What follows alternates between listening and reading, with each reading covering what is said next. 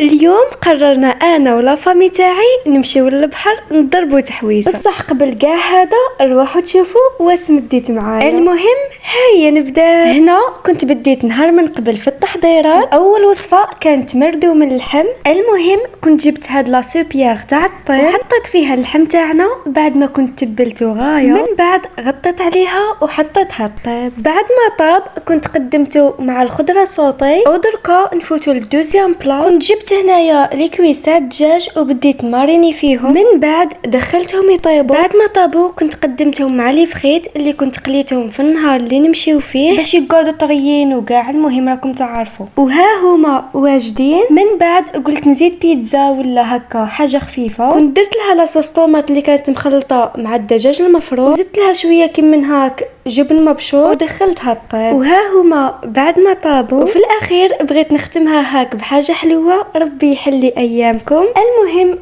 خممت وقلت ما ينفعوني غير لي دونات. بعد ما حليت العجين وكاع بديت نطبع فيهم، من بعد بديت نقلي فيهم. وبالنسبه للتزيين كنت زينتهم بشويه شوكولا. وها هما واجدين. ودركا وجدوا رواحكم باش نمشيو مع بعضنا للبحر. بلا هانا وصلنا. صراحه البحر كان بزاف شباب ومام الموجه ما كانتش عاليه، يعني الموجه هذيك اللي تخليك تعوم. وهنا كنت شفت من بعيد هاد الطائر النورس عجبني بزاف. حاولت نشدو بصح الله غالب هرب. تلاقيت بالحجر هادو ايا بديت نلم فيهم، ولكن في الاخير رميتهم. انا كي من هاك عشاقه من لالا. من بعد بغيت نوري لكم زعما موهبتي المدفونه. ايا بديت نكتب لكم كي من هاك كوكينغ وجدان، وختمتها بقلب. القلب هذاك ليكم. المهم فات نهار بزاف شباب، ضحكنا لعبنا تصورنا كلينا يا ودي درناهم كاع. وفي الاخير نقول لكم نتمنى يكون عجبكم لا فيديو تاع نهار اليوم. ما تنساوش تصلوا على رسول الله عليه افضل الصلاه والسلام، ومع السلامه.